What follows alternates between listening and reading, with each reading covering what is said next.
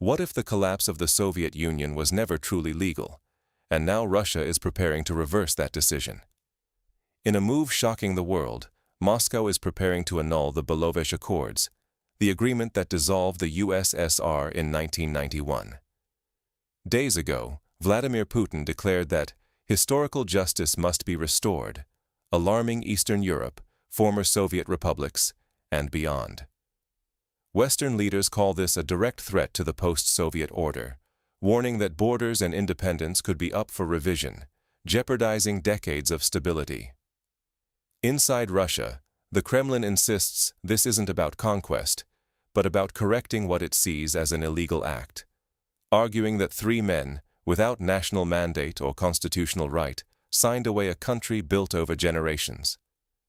Now, a legal document is in the works that could nullify the Belovezh Accords, opening the door to challenge 3 decades of international agreements. The stakes: the security of Eastern Europe, the global balance of power, and the very rules of the international system. To understand why this is so explosive, we need to revisit what the Belovezh Accords meant, and why their annulment could change everything. Few recall that 3 men, with no popular mandate, dissolved an empire behind closed doors, far from public scrutiny. In December 1991, the leaders of Russia, Ukraine, and Belarus, Boris Yeltsin, Leonid Kravchuk, and Stanislav Shushkevich, met in the forests of Belarus and signed the Belovezh Accords.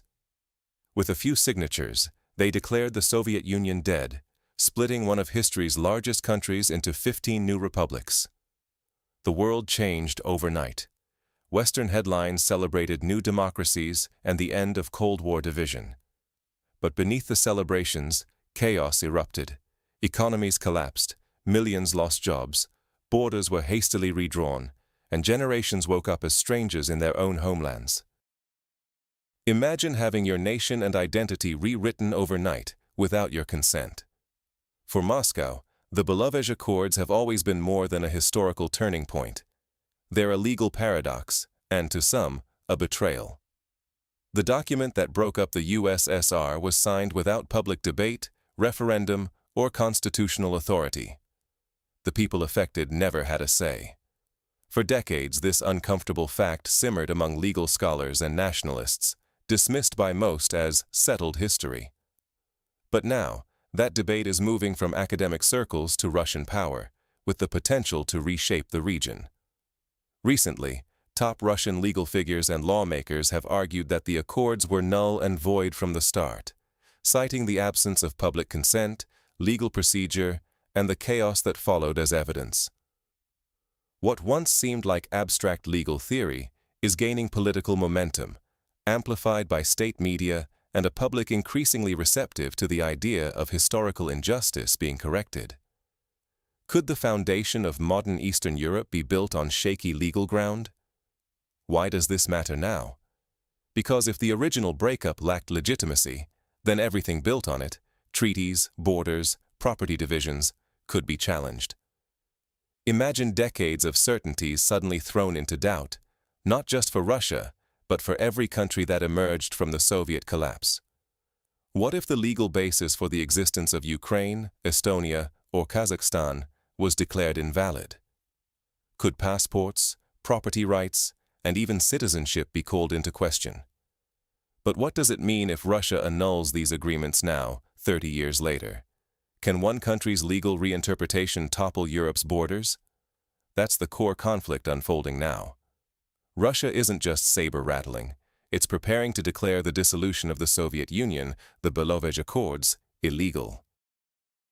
By targeting the document that broke up the USSR, Moscow isn't just questioning history, but opening the door to challenge every treaty and border since 1991.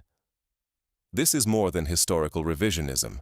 It's a direct challenge to the post-Cold War order's legitimacy. This isn't just talk. Russian television is already showing maps hinting at reclaiming Kharkiv, Kherson, Odessa, and Nikolaev from Ukraine. These cities form a strategic arc connecting Crimea, Donbass, and Transnistria. Controlling them would give Russia dominance over Black Sea access, industrial hubs, and trade routes. It's a power play that could redraw Eastern Europe's balance for a generation, affecting millions. Can you imagine waking up to find your city and future suddenly claimed by another country? The implications go further. If Russia annuls the USSR's dissolution, everything after, property rights, energy deals, recognition of independent states, becomes contestable. For countries like Ukraine, Moldova, Kazakhstan, and the Baltic states, this move endangers their sovereignty.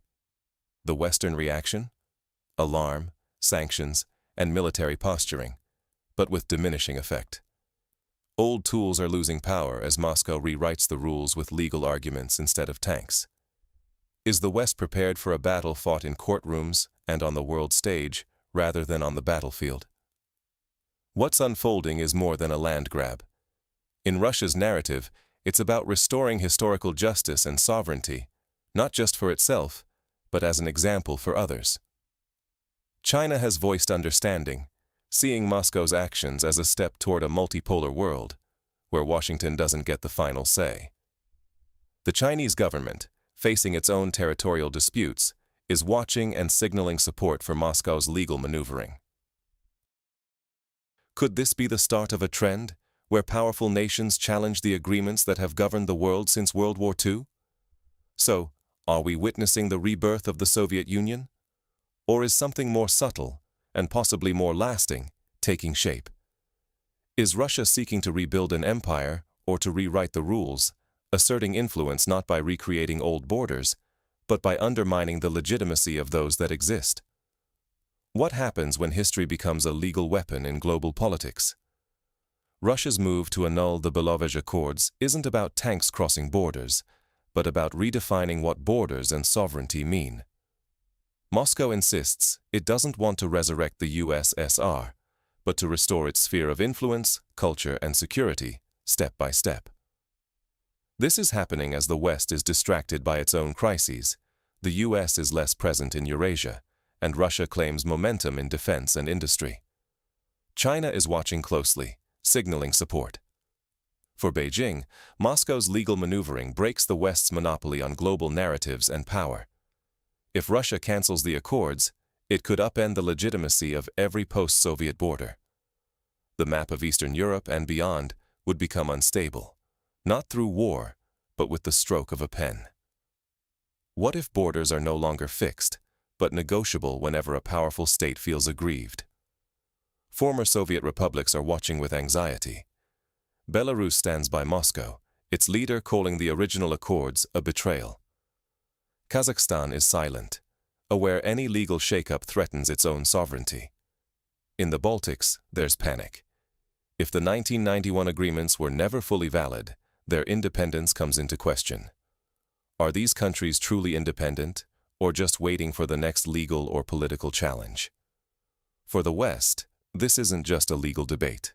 It's a direct challenge to the international order established at the Cold War's end, and potentially the collapse of Western-led globalization. The risk isn't just for governments, but for millions. Entire nations could find their futures up for renegotiation, while the credibility of international law hangs in the balance. If agreements can be undone decades later, what does that mean for stability anywhere?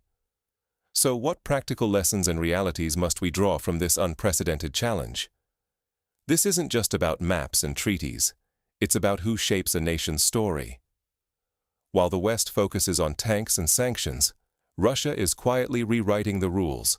One legal document, one economic agreement, one cultural connection at a time. The move to annul the Belovezh Accords isn't about marching armies. It's about restoring what the Kremlin calls historical logic and justice, erasing lines drawn in a moment of weakness, and reclaiming not just territory, but meaning. Can a nation move forward if it always looks backward?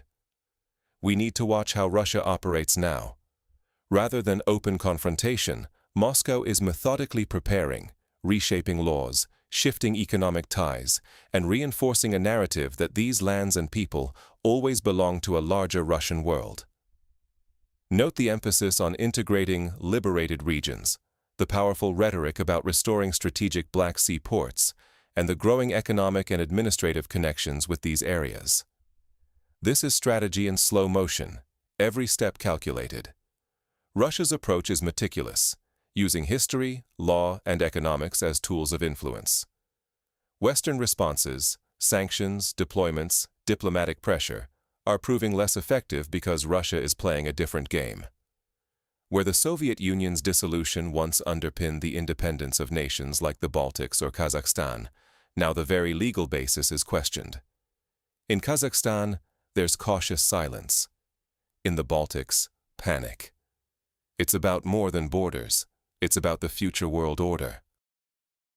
Will the next generation grow up in a world where borders are fluid, where history can be rewritten by whoever holds power? Here's the lesson.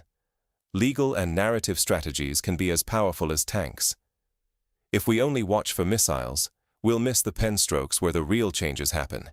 Ignore these shifts, and you'll miss the emergence of a new order, one where Moscow, not Washington or Brussels, decides what's legitimate.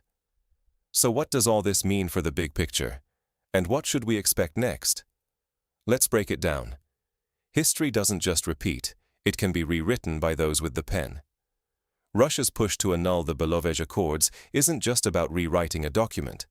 It's about challenging the post-Soviet order's foundations. For decades, these agreements ended the Soviet Union, stripping Moscow of strategic depth and influence. But today, after seismic shifts in eastern Ukraine and the Black Sea, the idea of historical revenge echoes in the Kremlin's moves, in new appointments, economic integration of reclaimed territories, and rhetoric aimed at Minsk, Kiev, even Warsaw. Step by step, Russia is laying the legal and ideological groundwork to declare 1991's borders obsolete. If Moscow officially denounces the Accords, we're not just talking about borders. We're talking about a tectonic shift that could redraw sovereignty and power across Eurasia, ending Western dominance and restoring Russia's central role.